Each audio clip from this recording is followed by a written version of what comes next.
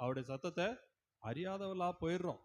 இருதய கடினத்தின் நிமித்தம் அல்லது பின்வாங்கி போறது நிமித்தம் நான் ஆண்டு விட்டு தூரமா போயிரு. பேதுரு என்ன பண்ணான்? தூரத்துல அவருக்கு பின் சென்றான்.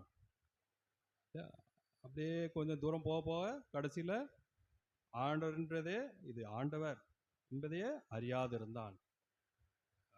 ஆண்டவர் சத்தத்தை மறந்துட்டாங்க. ஆண்டவர் கொடுக்கறதுக்கு அவளுக்கு அவஇடத்துல ஒன்றும் இல்லை, கனி இல்லை, கனியற்ற ஜீவம் ஆயிடும்.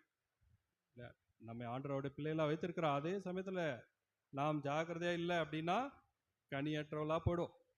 இல்லை, யோவான் 15:8 நீங்கள் மிகுந்த கனி கொடுப்பதால் பிதா மயப்படுவார், எனக்கும் சீஷர்களாக இருப்பீர்கள். சீஷர்கள் ஆண்டோடைய பிள்ளைகள் ஆண்டு